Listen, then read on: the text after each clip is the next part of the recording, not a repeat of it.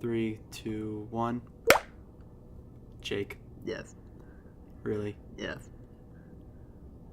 Whatever. I think it was in sync, so we'll go with it. You know what? I'll make it work. Yeah. Anyways, welcome back to the Pixel Venture Podcast. I'm Korey. And I'm Jake. And for the next 30 to 40 minutes, you're stuck with us. Yeah. And this episode is actually going to be a special one. Because last time I asked the audience to send in some ideas for things that they want us to talk about. So this is pretty much going to be a grab bag episode, and we'll do these occasionally just to get, people involved and kind of having a choice of what we talk about. And so the first request, because apparently Jake doesn't feel like talking right now. What was I supposed to fill in somewhere? You could have, to make it sound like, I'm not just speaking to a void. We'll be answering your questions because we love you. Perfect. That's so genuine.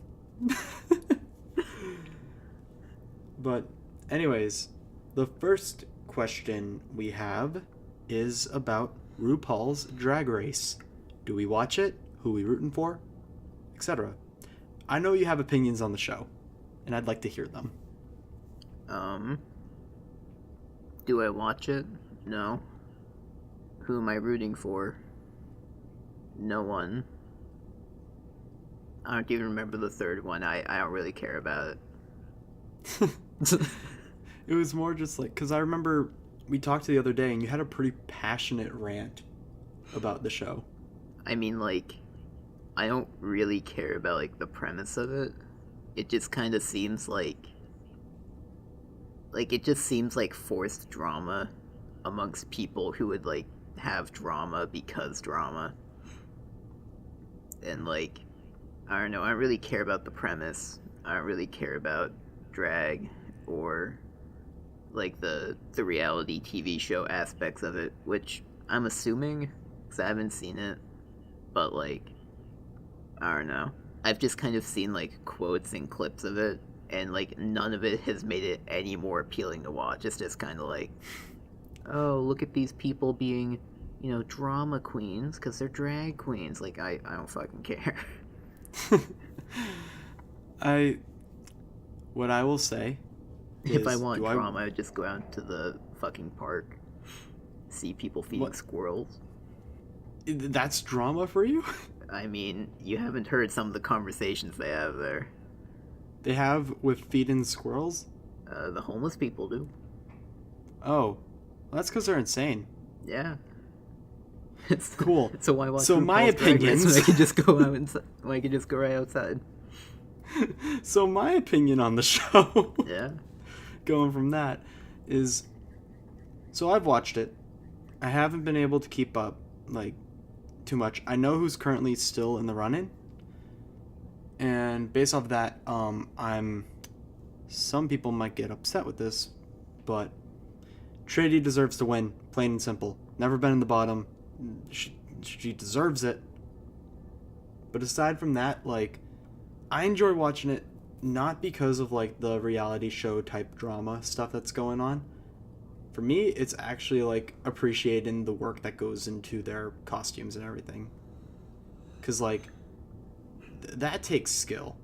That takes a lot of time to put something like that together.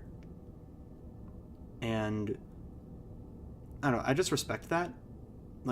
Would I actively go out of my way to watch the show? I don't know.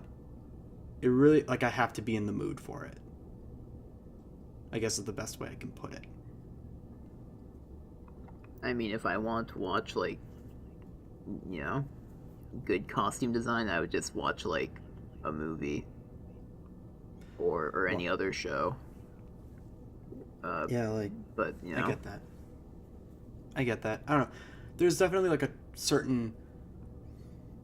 What the best way I could put it? It's a certain vibe that you get from the show. I mean, yeah, I get that. But, yeah. So, Anyways, I don't know if we have too much more to talk about as far as RuPaul. Yeah, we don't really have too much to say about that, but the other two topics, we have some more stuff to say. So Yeah. more time should So, probably go to those anyway. yeah.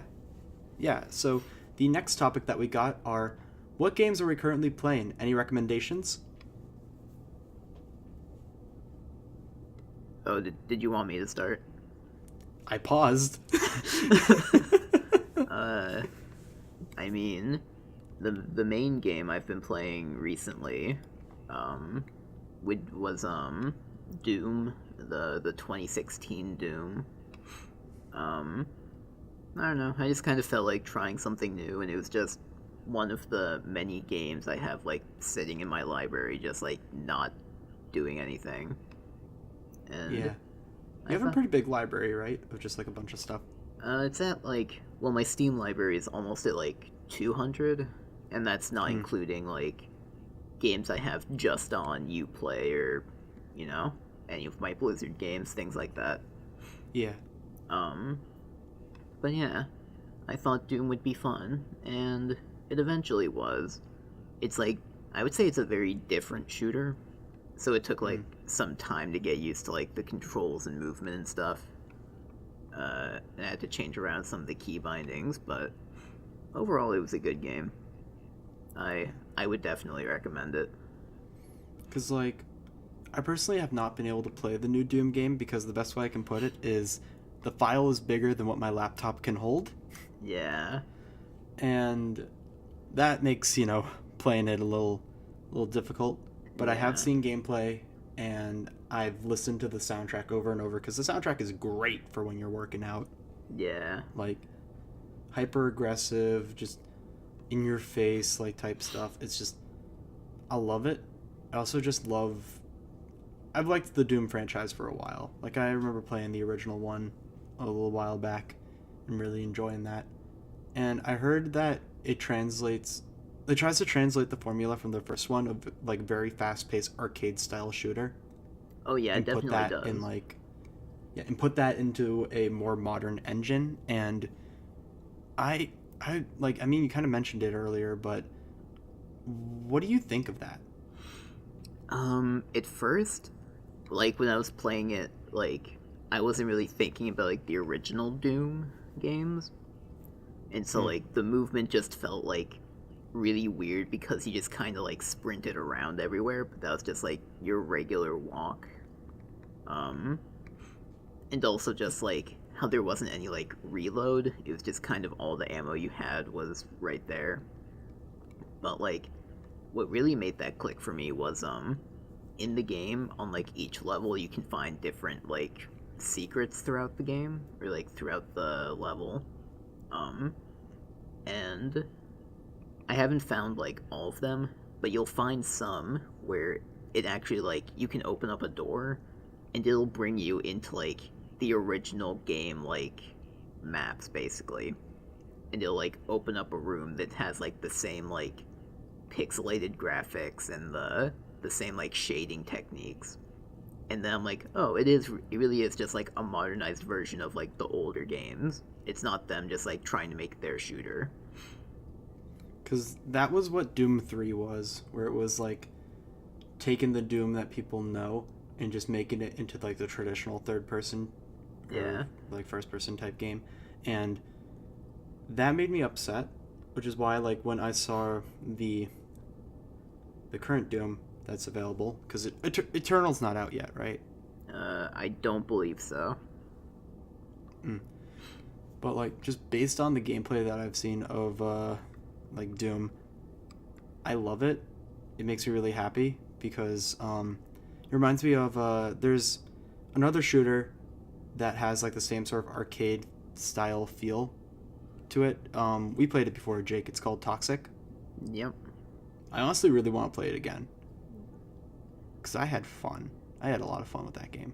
I'm still hesitant for many reasons. Mm. One is because what was his name? Icarus? Oh, Isaac? there was That bitch. yeah. So in the game, if you so we would play with our friend Ethan, and if you listened to the podcast before, you already know who Ethan is. But he, it was always the three of us, and Jake would end up being on a team by himself, and he would have the AI, and the AI's name was Icarus, and every time he was on his team, he lost hardcore because Icarus would always try to kill Jake. Like, I swear to God, like, even though Icarus was on my team, I'm pretty sure he tried to kill me. I'll never forget, like, I, like, grabbed the fucking flag and captured the flag, and he just, like, stood in the fucking hallway so I couldn't get through. And you guys were following after me, and I'm like, fucking bitch. Yeah, I remember that. I remember that because we were running up behind you. You're like, Icarus, Icarus, Icarus, Icarus. Mm-hmm. And then, like, when you died, I heard this. So, you rarely rage on calls with me. I rarely do. I rarely do ever. Like, period. And that was, like, the closest I've seen you to snapping. Between that and Icarus grabbing the flag and going the wrong fucking way, like... He ran back to our base. I swear to God, like, Icarus was on your team the whole time as, like, a double agent. Alright, here, how about this? Next time we play, I'll have Icarus on my team, and then he'll still work for me. No, watch it be that, like, they've, like, patched Icarus. Like, enough people complained about Icarus, we decided to fix his AI a little bit. I would love if that's a patch note that we could find. But on, like, a more serious note, I just don't know how I feel about, like, the arcade shooters. Like, they almost seem, like, too fast for me in a way. Like, I like there to be action, but, like, when it's, like, the core movement of the game and, like, all the mechanics are focused around it, just kind of feels, like, rushed, almost. Like floaty? Which is why I've just been sticking with enjoying the campaign of Doom. Yeah. I heard the multiplayer isn't, like, crazy good. But, I don't know. Yeah. The main thing with games like that, I feel like it's the campaign. Mm-hmm. But, yeah. I guess, for a game that I've been playing a lot recently. So, I've been trying to use my Switch a lot more recently. Just trying to get games on there that like, I'll have, like, fun with. I've been hovering around with, like, a bunch of different indie titles and then a bunch of, like, the AAA titles. And one of the indie titles that I've been playing a lot, I actually have it on my computer, but I've been just playing it way more on the Switch. It's a game called Enter the Gungeon. And it's a roguelike shmup type game where you're dodging enemy fire, trying to, like, stay alive for as long as you can to try to beat the dungeon. I haven't beaten the game yet because there's still, like, a lot of the mechanic stuff that I'm trying to get used to. I usually die around the like midway through the 4th floor. And there's, like, a really nice cast of characters, like different NPCs that inhabit the world that you actually save from the gungeon, and they give you, like, little bonuses and stuff. Like, there's this little alien guy who will sell you items once you free him, and then there's like these hunters who request you to kill, like, a certain number of enemies, and then when you do that, you get credits which you can use in the store to get new items that are put into the game. And each time you go through the run, the floor is randomized, so you can't ever plan ahead and just be like, oh, I know this is going to be here and this is going to be here, so this is the type of run I'll have. It's like Binding of Isaac, but all of your items, well, majority of the items are guns. And they range from traditional weapons, like you have pistols, you have magnums, you have rifles, you have things like that. And then you have guns that shoot the words like bullet, ricochet, and boom, and things like that. That's the lowercase r gun. Or the mahogany, which shoots pine cones that explode. Or in the Nintendo version, literally a gun that shoots green shells, like the ones in Mario Kart. And I just think the game's a lot of fun.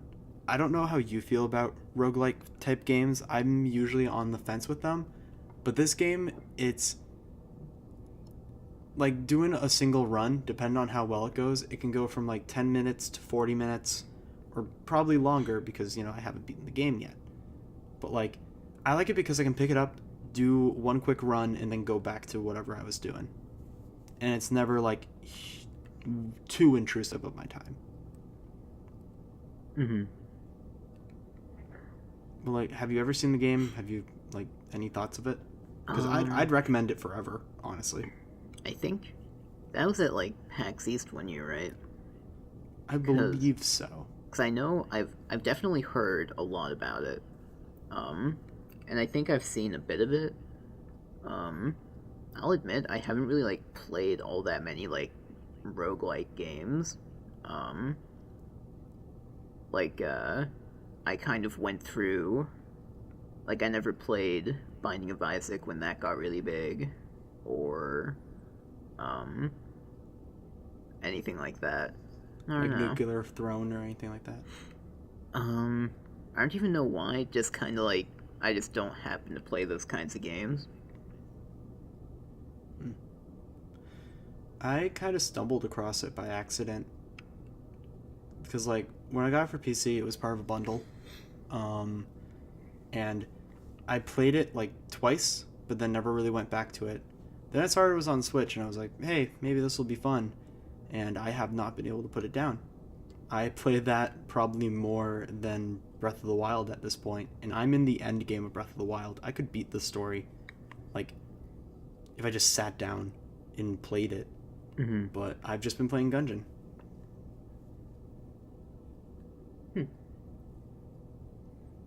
But, yeah. Is there any other games you want to mention? I know that you said another one before we started recording. There's one small game that I played like a little over an hour of. Half of that time was just like being in menus and stuff and trying to figure out how to like do multiplayer with the friend that gifted it to me. But it's called The Mean Greens Plastic Warfare. And it's just like this shooter that's like themed around everyone being like the little like plastic toy like green soldiers, and like all the maps reflect that, and it basically feels like Toy Story the shooter. Yeah. I'm just imagining like Toy Story.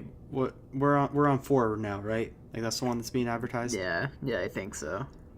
It's Toy Story 4. Buzz finds a gun. I mean, he already has the laser, dude. No, but like an actual Glock. Reach for the skies. But yeah, it was like fucking Potato Head gets a bullet right between the eyes. All the parts pop off. Like, I know it was like on sale recently, and that's why our friend Ethan, who gifted it to me and to you, he bought like 15 copies, didn't he? Yeah, like 15 copies he just like gave to random people on like What's his wrong friends with you, list. Ethan? He has money and he liked the game. He's a college student. Yeah? I say embezzlement fund. Hey, he's an adult now. He can do whatever he wants with his finances. Yeah, he can dodge taxes, don't worry. Tax evasion. Like Yoshi. Tax evasion. Like... man, But, I was going to make... Yeah, did you have another game you wanted to mention? Wow, that's all you're going to say is like, hey, menus are cool, and he bought it. I mean, like, nothing about how it played. I've played like 3 rounds of it, like 3 games. They were probably like half an hour long in total. Like, yeah, like it's fine. Shooting's a little bit weird because it's like third person, so like you'll think you'll like hit someone, but you hit a wall instead if you're like behind something. Other than that, like that's all I really have to say. Gotcha. Simple game. I'd try it if it were still like cheap, which I'm assuming it is. What, like probably no more than like $5 now. I think so. If it's like a small indie type thing. Yeah. I guess on to my game. So, I mentioned that I've been playing a lot of AAA titles on my Switch, and I mentioned Breath of the Wild earlier, but the game I want to talk about is Mario Odyssey, because I had many people recommend it to me. I've seen really good reviews. People really like it. I am very on the fence with this game. Mm-hmm.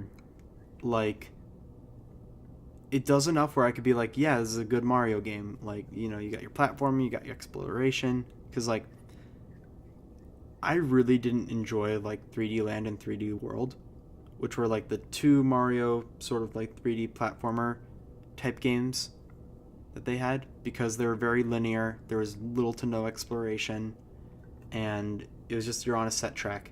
With this, it's literally like, here's a giant world sandbox. There's, like, 25 to like 40 moons in this area. Go crazy. Like, search everywhere. And I think that's really cool. But so I understand Nintendo and motion control is going to be like a thing that happens till the day we die, you know? Mm-hmm. But like, it hardcore pushes for you to use the motion control in this game. Because it's like, hey, Oh, no. if you're climbing a pole, you could hold up on the controller in order to climb slowly, or you can shake your arms like a madman in order to go faster. You good, Jake? So Ryan just tried to call me. Oh my god. So I Wait. just wrote him in the middle of something. Wait. Is there any way we could add him to the call and then just keep recording and have his voice? I mean, how would we get his voice, dude? Literally just get like some screen cap software and just record his voice and not your mic. I mean, if you want to. Should we cut this out? Oh god, no. Why? Why? Why would we? What do you mean, why would we? Why would we cut it out? Because literally it was interrupting my little thing. Yeah. Basically what we're saying is, Ryan, if you're listening to this, you're on the next episode. You're going to be. Yeah, no, well, actually do add us so that we know that you've listened to this, or Okay, not. maybe do. We'll just scream at you at some point, like next weekend. So, yeah. Thanks for volunteering for the episode, Ryan. But, anyways. That's just a sign he wants to be on. Yeah. But, anyways. Back to Mario Odyssey. As far as the motion controls go, like, they have little bonus things where it's like, oh, if you shake, this character extends longer, or you can throw things faster, and like, some of that is just kind of like whatever, like you don't really need to do that in order to play the game. But then they have specific mechanics where you can throw your hat straight up or straight down, and you can only do those with motion control. And as someone who doesn't have a TV where I could easily hook it in and like play it with that, because I honestly just use tablet mode, like almost all the time, until I get like a monitor in my room that I could use easily.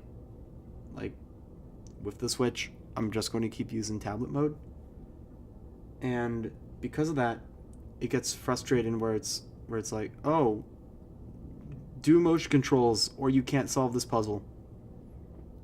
So that's my main complaint. Aside from that, I think the worlds are fun. It's Mario, so you don't really play too much for the story unless you're playing the RPG like spin-offs. And the integration of Cappy is nice. Because like, originally it started as a gimmick of just being like, oh, you can just grab coins that are further away from you and capture enemies, that's cool. But then they have like the traversal aspect where you can treat it as like a platform and like clear gaps that in normal Mario games you wouldn't be able to. Mm-hmm. Also, the physics of his jump-in feels a lot smoother in this one compared to other 3D Marios. Like, the arc is satisfying. And it never feels like I'm overshooting or undershooting whenever I go for a jump. Because, like, in Galaxy, it went from I feel like I'm going to overshoot this to I'm not jumping high enough or far enough. Mm-hmm. And that always I love those games, but that always threw me off, like the gravity mechanic, where sometimes you'd have it, sometimes they don't. This is very consistent in like the way that it plays, and I appreciate that. Also, the fact that you can just roll, like just do constant somersaults, and that's faster than running, is quite a lot of fun.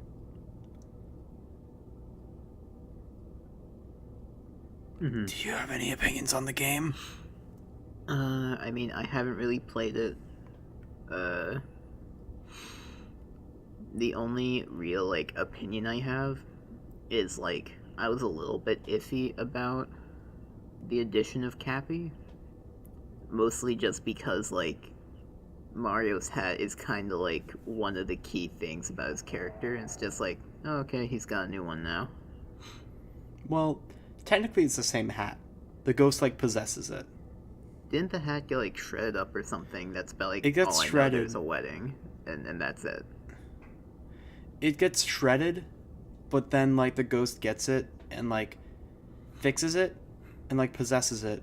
But then I assume, like, at the end of the game, like, the little ghost hat guy, Cappy, I'm assuming that he leaves it or something like that. Mm-hmm. So just Mario just has, like, a normal hat back in the canon. Because, like, if all the abilities that he had, like, from specific games, like, just kind of came back, like, imagine you're playing Mario Odyssey and then all of a sudden you can do, like, the little star spin Mm-hmm. attack, or, like, someone can start shooting star bits at the screen. You'd be like, whoa, what? Like, not to say that that wouldn't be fun to mess with, help modding community get on that, but, like, I don't know. Every Mario game seems to have that hard reset where it's like, okay, these are these base abilities, this is what you can do in this game, like, this stuff isn't going to carry over.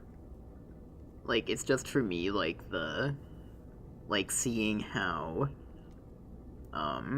like, I'll see, like, when people wear, like, the Mario hat now, it's the one with the eyes, and I'm like, that's not the Mario hat. That's the Mario Odyssey hat. And Yeah. it's just kind of like, it just feels weird that, like, oh, that's his hat now. Yeah. I mean, I feel like aesthetic changes like that, where it would just be for that game, like, specific, I'm fine with. I feel like if they did an overhaul of the way that he played, though, because, like, Cappy doesn't feel like an overhaul, it feels like an addition to his, like, movement. Like, he has all the options from previous games, and now it's just this added to. I guess, but, like, to kind of, like, support my side of the discussion, like, I'm fine with adding, like, new things for, like, one game use only. Like, Super Mario Sunshine's probably, like, my favorite Mario game. But, and, like, Flood that had a was a lot whole of thing fun. with, the Flood guy. Mm-hmm. But, like, that didn't really, like, change his character. It just kind of, like, added to it. It didn't, like, change. It didn't change his outfit other than it gave him, like, short sleeves. And that's about it. Well, if you got, like, a certain number of shines, you can switch to an outfit where he has, like, I believe a floral print top and sunglasses. But that's still, like, a later game thing. That's not, like, I wouldn't say that was necessarily, like, a selling point kind of thing. The way, I bought like... that game purely because Mario could wear sunglasses. It would slightly turn down the brightness of the game every time you put them on. That's true. I got it for the theme song. Hey, I actually bought the game purely because I liked the Rico Harbor theme in Brawl. And so then I bought the game and I just got to that level and I just wandered around for a bit and I was like, that's a good game. Wow. Hey, I beat it eventually. I'm just saying. Because they knew what they were doing with that soundtrack. But at least it wasn't as drastic of a change like with... Have you ever played Saints Row 2? I have not. Because the way Saints Row 2 controls and the way Saints Row 3 controls are completely different. Because there's a lot of things in Saints Row 2 that you can do that you cannot do in 3. Like, being able to pick up trash cans and throw them at people and things like that, like, or dual wielding pistols without having a skill. Like, that's a thing in that game that isn't in the third one. And honestly, going from playing the third game to the second and then going back to the third game, I forgot how to run. Because the run button in Saints Row 2 is the grenade button in Saints Row 3, I believe. Or it might have been the reverse. But, like, it sucked because I'd hit the button because I assumed that was nitro, and then I'd throw a grenade in front of me and my car would explode. Oh. So, yeah, I don't know. My overall opinion, though, on Mario Odyssey is it's okay. It's a Mario game, is what you expect. But, like, there's enough things that are going on that I'm not, like, huge on. Maybe it'll grow on me because I'm only up to the Metro Kingdom, New Donk City. So maybe later in the game I'll warm up to it more. But with that, is there any other games you'd like to talk about? Not really. All right. Well, we're going to go to the last topic for today's grab bag episode, which is, who are some underrated artists that you want people to listen to? And it can be any genre. Well, music, of course. Well, the first artist that comes to mind is Miracle of Sound, which Yes. I know I've talked to you about. Yes, because I listened to him. Uh-huh. I love his voice. I really respect the man. It's just one guy who does all the vocals, all the instruments, all the mixing and mastering, and he just like does that as his living. He's so talented, legitimately. Yeah. And the one thing that's like important to know about him is like most of his songs are based off of video games, but I wouldn't say you have to have like played the game in order to enjoy the song. It's just like the games will like influence what the lyrics are about, or like the kinds of instruments that he uses in them. And they're always just like super nice. What was the World War II game? That I think it was like a Call of Duty one, where he had like this very like emotional ballad from soldiers, like talking about like wanting to see their families, right? Oh yeah. You know what I'm talking about? Yeah. Because that was so good. Yeah, that was. I don't remember the name of that one. Yeah. I think it might have been Something of War. Just trying to think of like the chorus of it. But like when it comes to like being emotional, one of his earlier songs was about The Walking Dead, and like it's a super sad song, and it was honestly for a time like one of my favorites of his, just because of like the pure emotion he put into it. Yeah, that was the video with like Clementine, right? Yep. It's based off of the first Walking Dead, with like Clementine and Lee. That made me cry, that game. And then one that I really liked was the song that he dedicated to David Bowie after he died. Oh yeah. Because apparently he like got to meet him at one point, and the song's in kind of like 3 parts divided up by the chorus, and each one is from like a different person's point of view. I think one might have been like his wife, and then another was like a friend of his, but then like the last one was about him like meeting David Bowie and like the impact he had, and like you can feel it in his voice, like how like sad he is that he's gone, but like the song's about kind of like moving on from that. I could go on for forever about like all the songs that I like from him. Talented. Yeah. So talented. Um. I found So. him through the Saints Row 3 song they did. Mm, I found him through the Black Flag song that he did. I Um. remember that one. That one was fun. I like that one. You don't hear a lot of metal pirate music. Unless you're It, listening to like Ailstorm. That's yeah. like a very specific Or thing. or maybe Sabaton. They might touch on that. Um. You just want to talk about Sabaton. I like Sabaton, They're but good, but like they said underrated. They have yeah. like over 1 million like monthly listeners on Spotify. But yeah, I would definitely check out Miracle's Sound. He does a lot of good game music, but he also does his own music. Like he had an entire album dedicated to like metal music, and each song's like a different subgenre of metal. So that was The really cool. range he has is crazy. Oh, it's amazing. Like so much respect for that. Yeah. Um, And I mean, I could go on to my second underrated band. Go for it. Um, it's another artist, uh, Zach Hemsey. Uh, and the kind of music he does is mostly like, if I had to describe it, is like epic trailer music. It's the kind of music that he does, and Like like, 2 steps from hell type stuff. um, yeah, it's kind of like that. I would say like Two Steps of Hell is more like they tend to be very like metal kind of, right? Mm. Whereas I would say Zach Hemsey's more of like a hard rock. Like he kind of tones it back a little bit more. Mm. Um, and I don't know, it's just like really impressive, and I appreciate it. Yeah.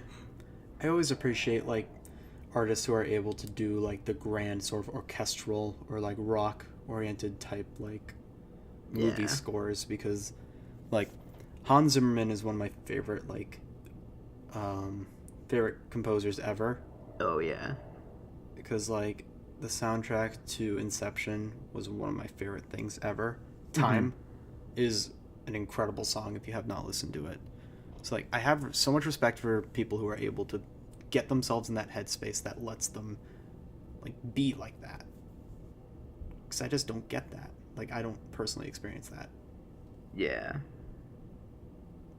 But I guess I could say like at least 2 artists that I really like that I feel like deserve more attention.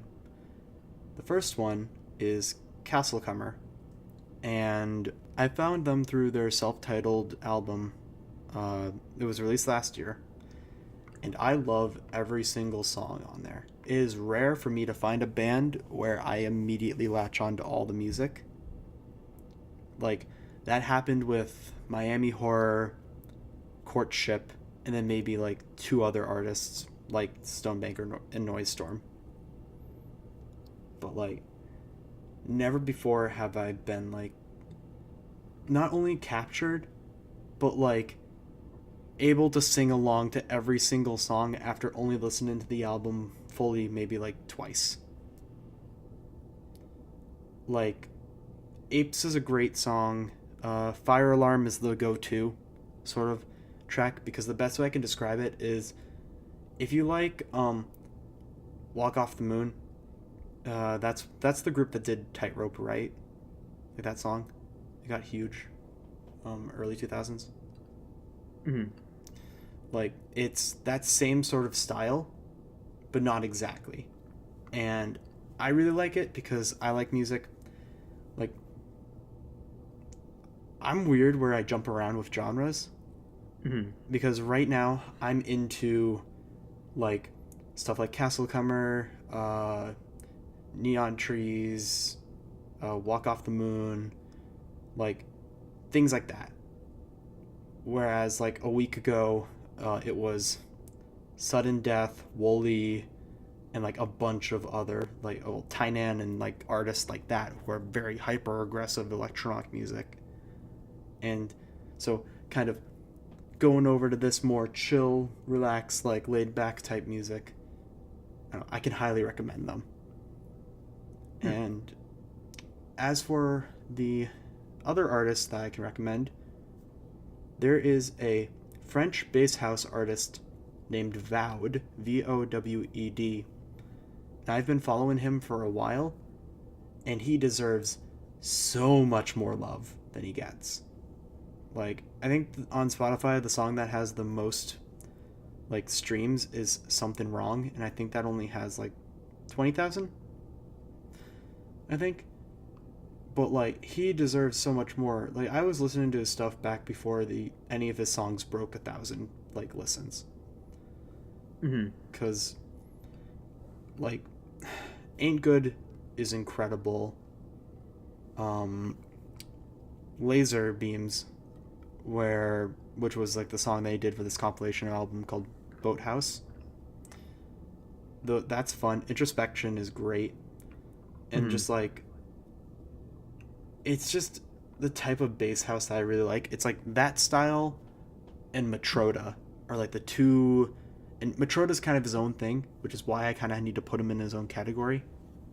But Vowed does the type of like music that I can vibe with, that I can feel the energy of and just have a lot of fun with. And I feel like he deserves a lot more attention. Like, if you like stuff off of the label Hell Deep, which is Oliver Heldens' record label, I feel like you would like him a lot. And I know that you only said two artists, and hell, you could probably throw in a third one after this, but there is one more artist that I would like to mention, just like a quick shout out. Yeah, that's fine. So, I'm gonna be honest, I don't exactly know how to say his name, and I apologize if I say it wrong. But Diablexo, or Diable Exo, or whatever. I'm sorry if you're listening to this. I'm sorry I cannot say it, but he's on this label called Half Moon, and he just dropped his new EP, and I'm really into it. I think the production's fun. I think it has some good bars, and this is just a little short thing of just like, yeah, give it a listen, because I feel like he's going to go places, like, definitely, because the style that he does is on like the rise at the moment. So it's like, I don't see why this kid can't like break it into like big time type stuff. Hmm. So do you actually have a third artist, or did I put you on the spot? Oh no, I do. Um, there's this one artist, Aviators. I don't know if you've heard of him. I don't Um, believe I have. Aviators is basically Miracle of Sound, uh, in terms of like the kind of music that he makes. Um, it's about like video games and stuff. Hmm.